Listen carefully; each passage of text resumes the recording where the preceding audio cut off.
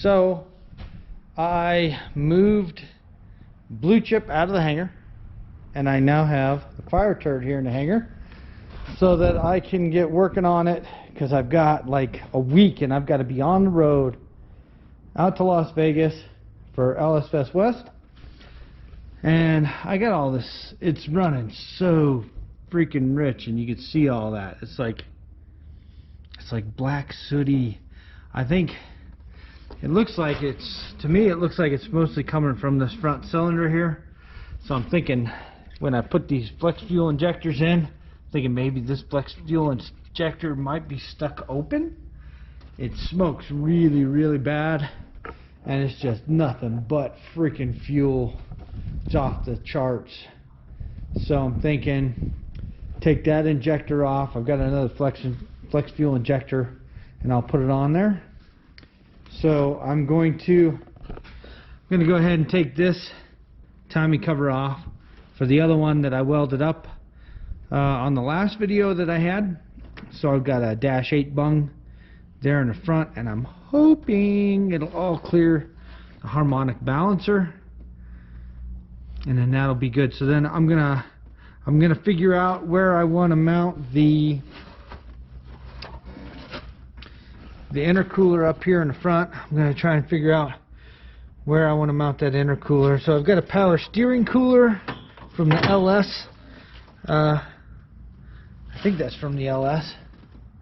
Yeah, it looks like it's from the LS. But anyways, I've got a power steering cooler. I'll have the intercooler. I have to order a transmission cooler because I don't have a transmission cooler on the Turbo 400 yet, and I want that on there.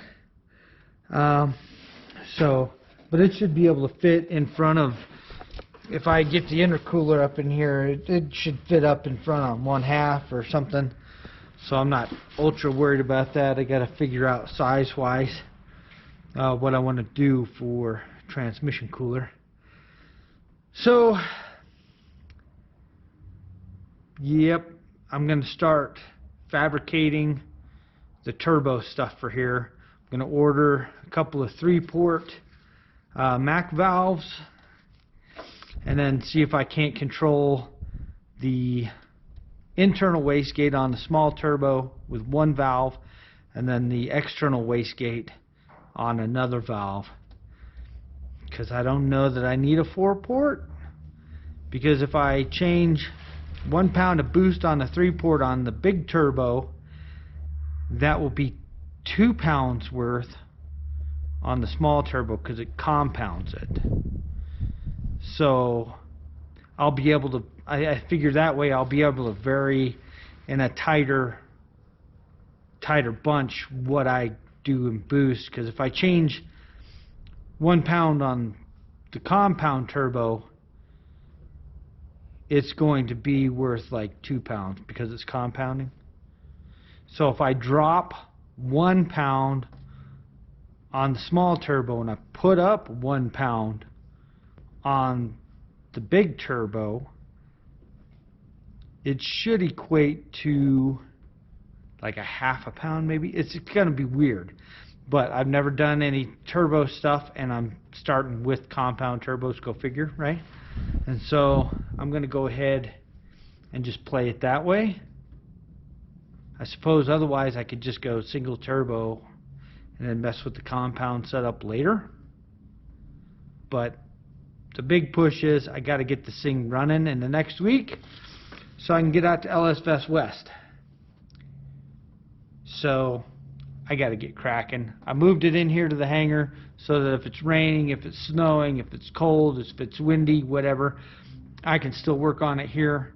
So it's going to be a mad dash push to get a bunch of stuff done on FireTurd so that I can get out there to LS Fest West. Because that is the push right now. And then I'll worry about Rocky Mountain Race Week 2.0 being on the waiting list. I will worry about that stuff later. But for now, I think I'm gonna, my buddy might come over, another buddy of mine, and maybe I'll get him started cleaning up on the inside. Maybe clean it up a little bit so it doesn't look so bad or smell so bad when you're riding inside. And then I got to think about putting new shoes on this one, because these tires are really old. So that, and I think the tech, I think Cletus was saying something to James about no holes in the firewall, because tech over in Vegas is supposedly really strict. So I'm going to have to figure out maybe bolting a plate over that hole for the time being, or something, maybe, I don't know. And then I should be pretty good just covering that hole, because I don't know if I order a blank off, I don't know if it'll get here in time, but we'll see. I mean, I can always just take a piece of sheet metal and form it and screw it down there, I guess, for the time being. So anyways, that's where I'm at with the FireTurd. I was thinking maybe I'll take this other lower section of the fender that I cut off. Maybe I'll just throw this vent back in so it looks good, and then just tack on that lower section, and then just tack it to a piece of metal that I can attach it so it doesn't flop around and stuff. And then the FireTurd won't look quite so bad. But if I've got enough time, maybe I'll cut out that section of rust behind the passenger door, and then cut it out of that quarter panel I got up there on the far end. The front one, I already cut that section out and welded it in behind the driver's door of the FireTurd. But I'll take that other quarter panel and then maybe fix up that fender and whatnots and hoo-haws and doodads right there in the front. I don't know that I'll worry about all of that rusted inner fender well and all of that stuff, because that was the tire I blew and I beat up the bottom side of the quarter panel anyways.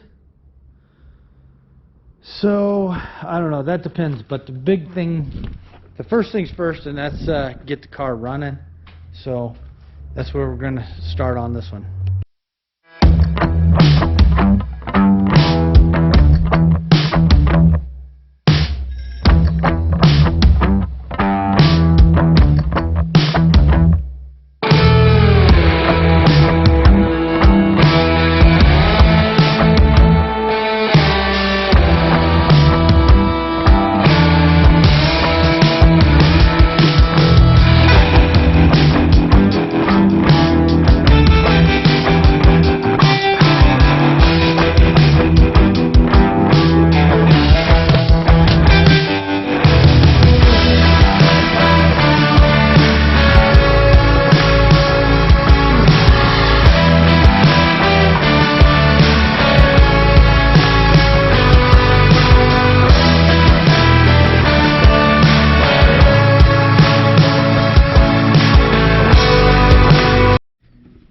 Alright, so pulling out my injectors, I was going to put them in the bucket, and I was going to turn the key on, let it flow, see if I had one that was stuck open, because my oil just reeks of fuel. Yeah, you can see it hiding behind the valve. See it? That's the cap on the injector. And then this one you can see a whole lot better. There is another cap. This valve is open. This intake valve is actually open right now. But got another cap down in that one there. I don't know if you can see that. But so I'm just checking all my cylinders. Look, you can see the puddles of fuel. I don't know if that's from me dumping, but it doesn't look like so. It looks like it's just nothing but freaking fuel going into my motor, which is not a good thing. I got to find that problem real quick, take care of it, or I won't have an engine left. It's just washing down my cylinders. So what I'm going to do, I'm going to see if I can't kind of show you guys what I'm going to do as a solution. I actually was missing an O-ring when I pulled off the first set of injectors over here on this back cylinder. So that would be it'd either be 7 or 8, one or the other. But anyways, I got some MIG wire from the end of a spool when I ran out and it wouldn't feed through the machine anymore. So I cut me off a little piece of it. So what I'm going to do is I'm going to make me a hook. These needle nose.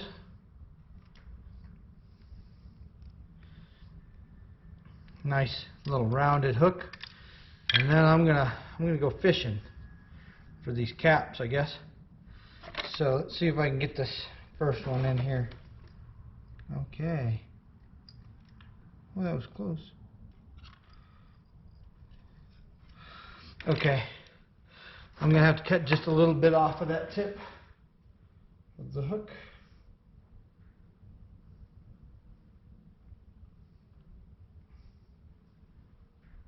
Huh, that might work actually.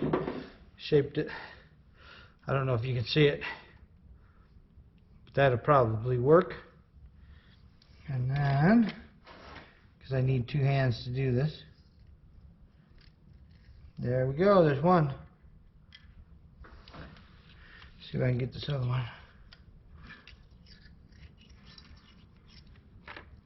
Come on now. Come on. Okay, let's see. Okay, there's two. Might have some success with this. Oh, I had it for a second. No, that one just fell in the cylinder. Nice. Ah, that one was open too. And that one just fell right through. Huh, I don't know. Maybe if I fish around, maybe I can get it anyways. Ah. Well, I got 2 out of 3. I guess that ain't bad.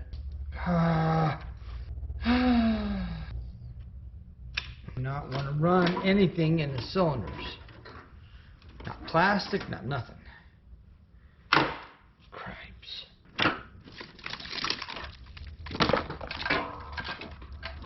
There you go.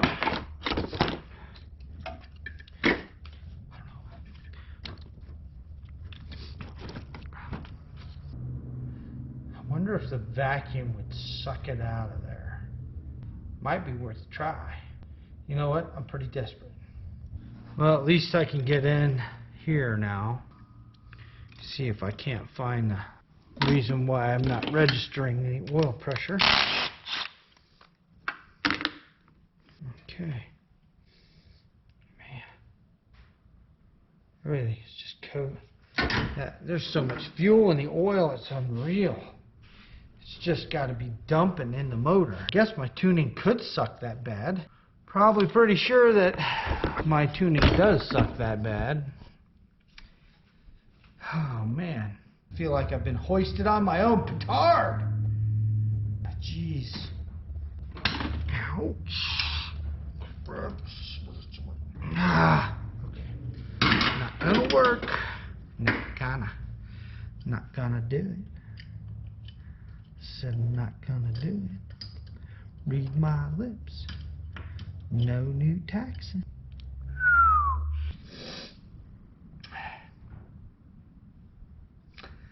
I'm going to cut you off for a little while I figure out what the heck I'm doing.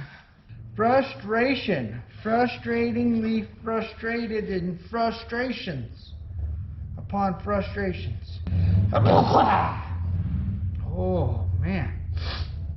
That one almost threw my back out. I can cut you off while I figure out what the heck I'm doing, I guess.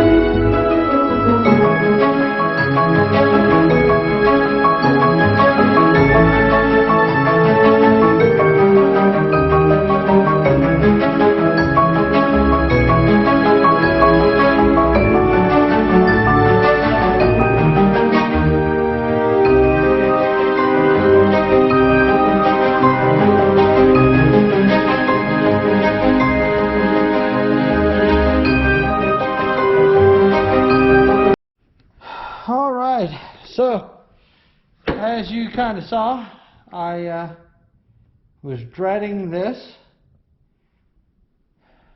because it stinks. But I had one of those injector. So go figure, as soon as I'm ready to show you what all this crap is about, there's friggin' battery dies in camera. So yeah, I had to take the cylinder head off because this one injector cap fell into the cylinder past the valve. What a pain. If it ain't one thing, it's another. But you know what? I ain't letting it get me down. I'm going to continue to work. The biggest thing that was distracting me in this whole ordeal was as I'm sitting up here in the car, up here with this motor, I look this way. And there's a 408 cubic inch rotating assembly ready to go. It just needs cam and lifters and, you know, and I'm like, because I got a set of cylinder heads just over there in the pile of mess. But, oh wait, what's that? Oh, that's an 8100. Oh, and guess what? LSX Magazine Online has an article about the LS family of engines. And guess what they consider an LS motor? Well, in the family anyways. The only big block, the 8100. So here I am, I'm like, I'm fighting a stupid injector cap. I'm fighting this, I'm fighting that. 408, 81. Why am I doing all this, man? I got a 4L80E sitting back in the corner, and I got a shift kit. All I got to do is go through it, put it together. Might need rebuilt, I don't know. It's an unknown. I got it from the same guy. I got the Turbo 400 from that's in this car now in the FireTurd. I got the both transmissions for $300, man. It was like score. I got like $500. Well, $600 if you count the gasket set and stuff. I got $600 in the 8100, and I'm like, man, I could throw the 4L80E and the 8100 right there in the FireTurd, and I can turn it from a FireTurd into the fire-breathing Phoenix bird.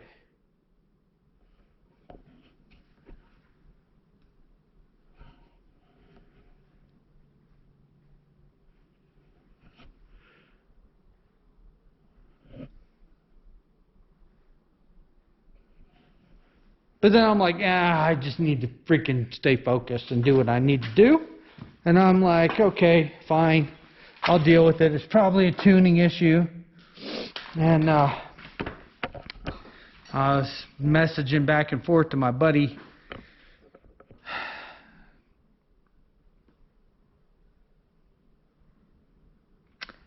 And talking about, you know, the oil's all full of fuel and stuff in the motor. So I'm going to have to drain the oil again because it's full of fuel. I just can't. It seems like it just can't win. Believe it or not, I actually do like the FireTurd. It's got a lot of stuff that needs done, and I'm trying to work on it. You know, I've had some fun with the FireTurd. Dagnabbit. See, that's what I'm talking about. See, right over there? Sitting on the valve cover, on the edge of the valve cover. What's that? What's that? It's a freaking seal to a connector. Most likely, it's off of one of the freaking Delphi connector, injector connector deals, because I've got the flex fuel injectors now. I've got the adapters to the EV6. So there I have a gasket waiting to fall down and dang motor again. So I'm going to have to take off the other cylinder head. Man. Oh, oh.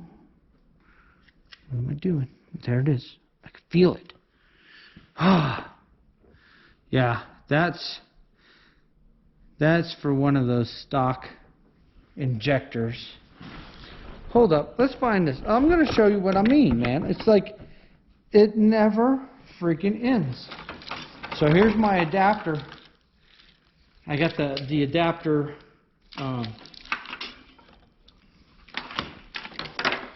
the adapter's in here, so you pull the lock out, pull the connector off. See there? There's one of them gaskets, one of them seals, so that one's there. I only have some more to do now. It's like I have to rework every stinking thing I do because nothing cooperates. That one's got one. Come on. What the heck? Oh, what the heck just fell? See, something just fell on the floor off the fender. And it's like, I just can't stop. I'm thinking it might have been a freaking mouse. I don't know. Not like I don't have mice in here. Oh no. Just my dirty black rag. Okay. Like, it's insane. Simple, every little thing turns into a huge ordeal. That one's got one. It's like, where the heck did it come from? Watch, this will be the freaking driver's side injectors.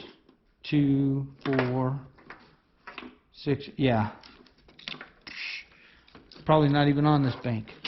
Because it'll be the last dang one I check. Come on.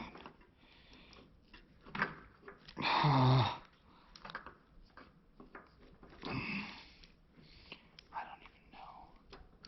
It gets really stinking. Oh, no, there it is. See there?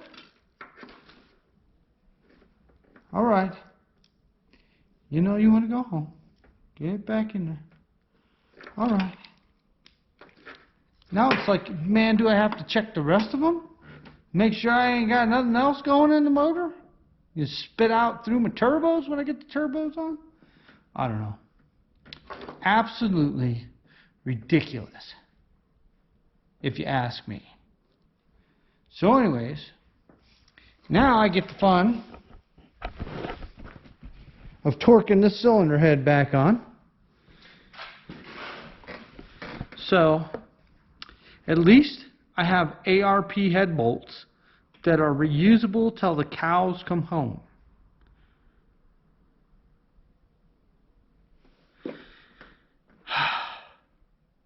I just don't know.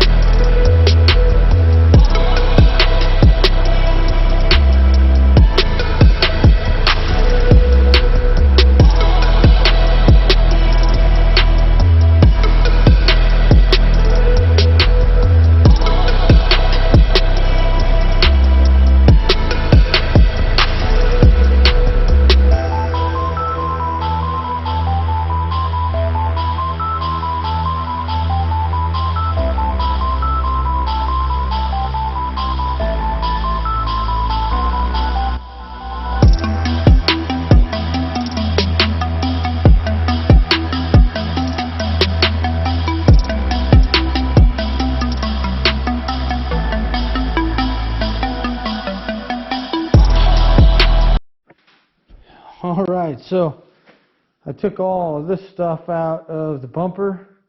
I may have to work some of that hood latch release and center brace back in.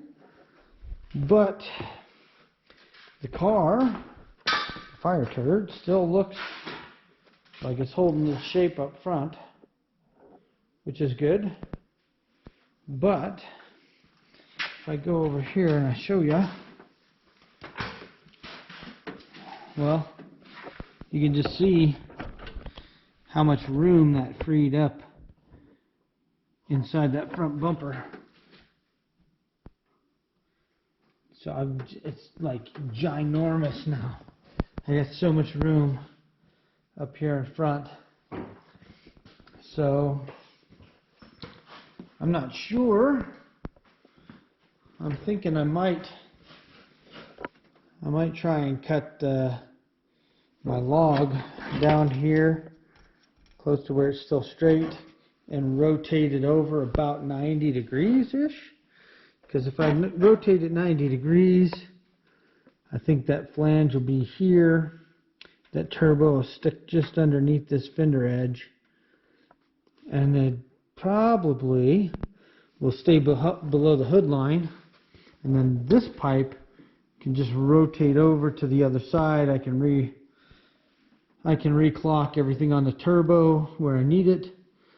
But then this turbo can then go on the other side of the small turbo if I need to. I could redo this flange and rotate it 90 degrees. And then I have lots of room. I can either come through here with a hole up into the front, or I can actually even go down here next to the frame. There's already a pretty decent sized hole in there, but I can come out right along the frame rail and back in. And I think what I'm going to do with the big old intercooler is I'm going to try and kind of lay it almost flat up front so that all of this open area from the air dam, that chin spoiler, goes up through that, and I might even put an electric fan on it. But then I'll still get cold air from those two holes in the front going through the radiator, so that the radiator will actually get some cold air as well. So that's just some thoughts I got going on. But it really did free up a lot of room up there by removing all that front bumper junk. Plus, I guarantee you that I eliminated more weight than I'm going to put back in. So weight savings is always good. But as you can tell by my breath, it's really stinking cold in here. It's still snowing outside. It's supposed to be snowing a lot tomorrow too, I guess. And so, man, watch this. Watch this. Whoa, cripes. Look at that. Snow's up to my door. My door is shin high.